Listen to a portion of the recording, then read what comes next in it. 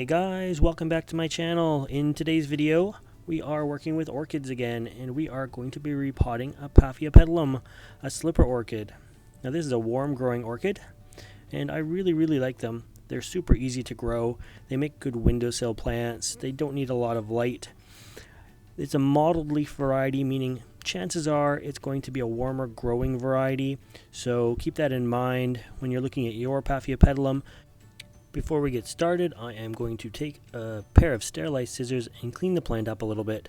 I just want to remove any kind of dead leaves, old stems, just making it, if I remove these now, it makes it easier to work with in the next few moments. So we'll get rid of anything I can, clean it up a little bit.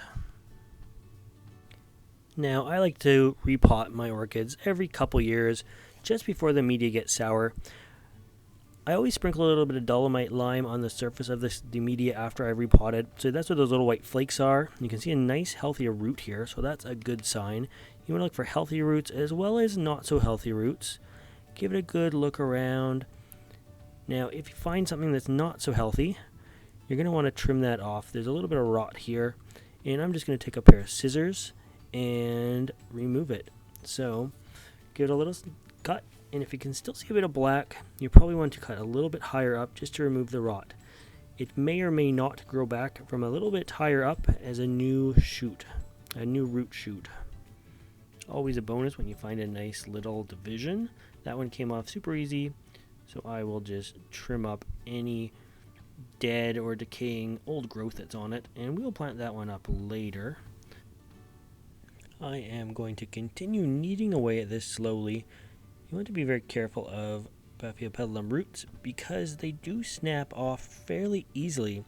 When cracked, they tend to rot at the crack and they can die down to the tip. They usually don't rot backwards, but they rot forward, if that makes sense. So where they break, anything beyond that is probably you're going to lose and it's going to regrow from somewhere else, a little bit up from the roots. So they're also very formed in place. I really don't want to bend or maneuver the roots too much because, again, with the cracking, trim off any dead roots that I can find. Some of them are terribly old and some of them are just freshly dying. It is the cycle of the plant. These are old growth roots from old fans that have passed away because the fans themselves don't last forever, right? Looks like there will be another easy division there soon, so let me continue to clean this up.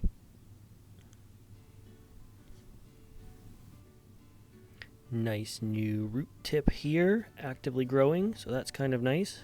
They're always white on the end. For media today, I have prepared a mainly moss mix with some small perlite and some small Orchid precision bark.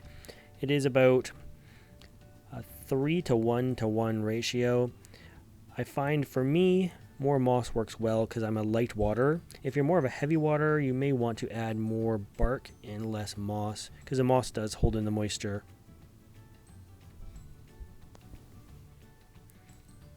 So I did decide after looking at this plant, I am going to make one more division here. It's just a natural division. The old fan has grown in two directions at once and is easily separated apart just by pulling. So I will just clean up the new division a tiny amount. It's got some good roots to it, a mature fan and a new fan growing. So I can see blooms on this probably this year. And then we are left with just the main plant. I think for the main plant, I will give it a clean up, remove any extra dead or decaying matter I can.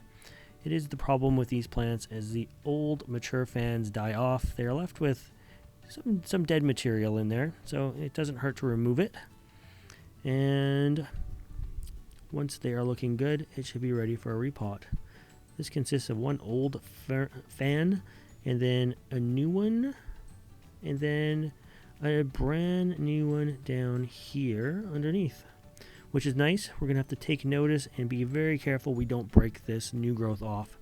That would set back the plant a lot. I'm using the same pot as it came out of. I like this pot because I have taken the time to use a soldering iron and make some holes in the pot for extra air to the roots. So I'm just going to go with the same pot. Now I'm just sort of formulating a plan, make sure it's going to fit snugly back in the pot. Remember, we don't want to move the roots too much. They are bent and formed to the shape of the pot, so I can't really be crushing them in. I need to make sure that they are going to keep the shape, because they already like the shape that they are, so they just need to fit back in the pot the same sort of way. And we're just going to formulate this plan to make sure that's going to happen without anything snapping off. Lots of room in there, so we can start slowly backfilling. Okay, I'm going to hold my thumb on the plant and then just slowly start piling material back in. I want to get it in the core of the pot. I want to get it in between the roots first, just so there's not a big hollow spot in there. And I'm going to pack it firmly, but not super tight. I don't want the plant to be able to move around.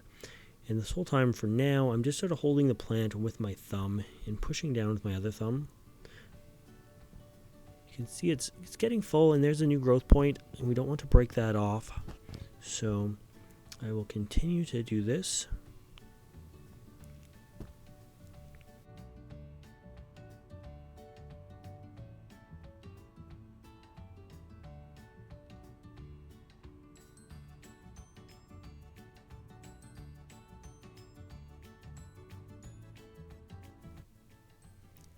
Okay, and there we have it.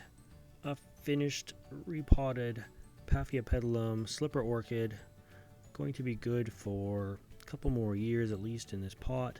When I get back out to the greenhouse, I'm going to sprinkle some dolomite lime on the surface here, just to up the pH a little bit. My water is very acidic, and I find the added calcium really actually does help the plants grow. Stops the media from getting sour. But yeah, there we have it. One freshly repotted Paphiopedilum slipper orchid is going to look good. He's going to grow well, and yeah, hopefully be happy and healthy back in the greenhouse. Anyways, guys, I hope you liked this video, and if you want to see more videos like this, make sure you subscribe to my channel. And as always, thanks for watching.